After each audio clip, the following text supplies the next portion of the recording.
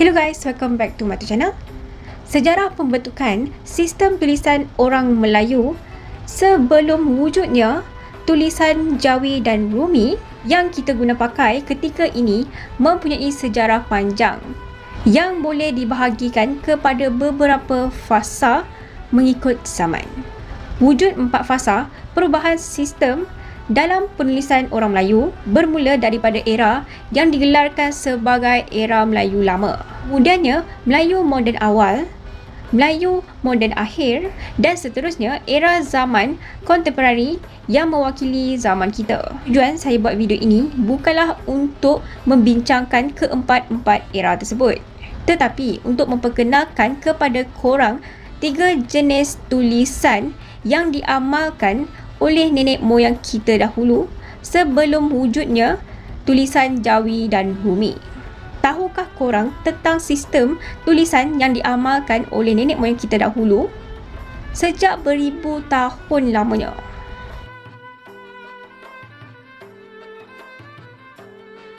Sistem tulisan rencong ataupun renjong merupakan sistem tulisan yang digunakan oleh orang Melayu di kawasan Sumatera, Kerinci, Bengkulu dan Lampung ketika era yang dinamakan sebagai era Melayu Lama yang berlangsung secara rasmi pada tahun 682 sehingga 1500, tetapi benar-benar pupus hanya pada abad ke-18.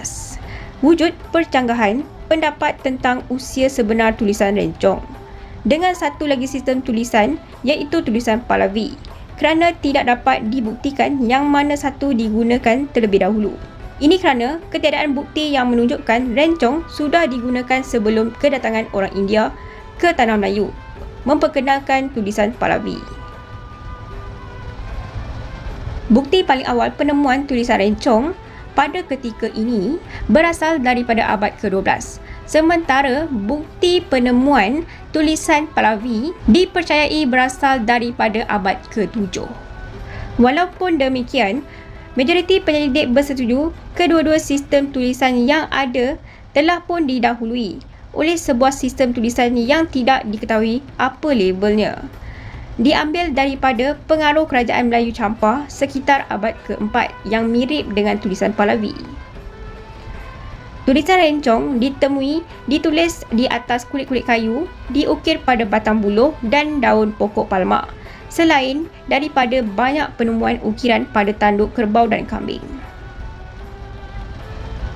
Satu perkara menarik tentang tulisan rencong ditemui adalah ketiadaan pinjaman bahasa Arab, menunjukkan besar kemungkinan sistem tulisan ini wujud sebelum kedatangan pedagang-pedagang daripada Arab.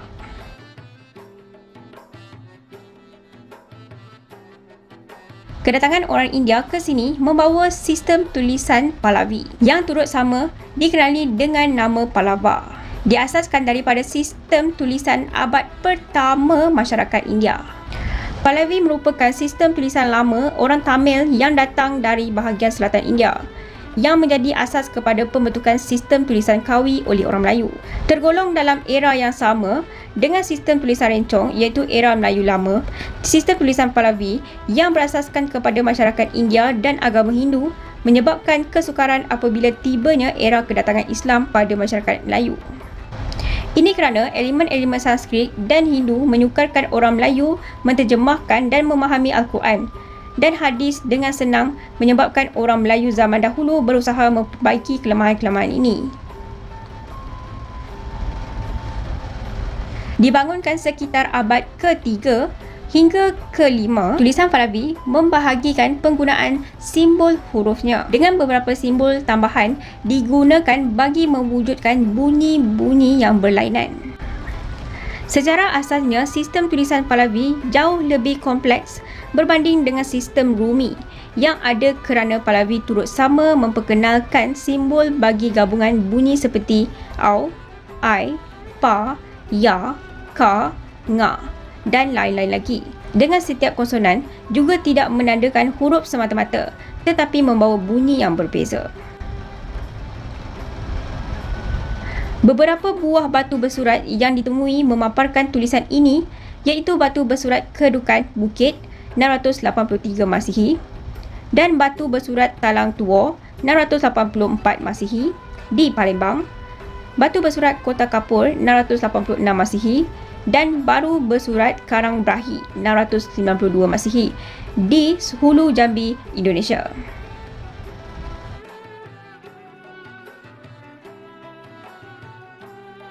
Tulisan Kawi adalah sistem tulisan yang digunakan oleh orang-orang Melayu lama pada abad ke-8.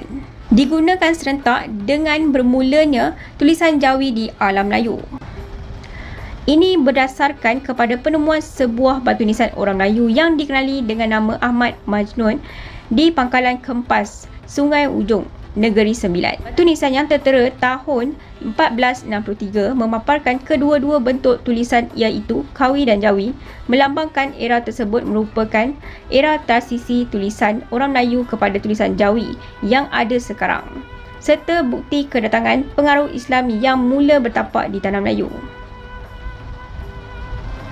Sistem tulisan Kawi diasaskan oleh orang Jawa. Jadi, sistem tulisan ini turut dikenali dengan tulisan lama Jawa yang banyak meminjam daripada istilah bahasa Sanskrit serta elemen-elemen Hindu. Nama Kawi itu sendiri diambil daripada bahasa Sanskrit yang bererti penyalak ataupun penyair, melambangkan gaya bahasanya yang cantik.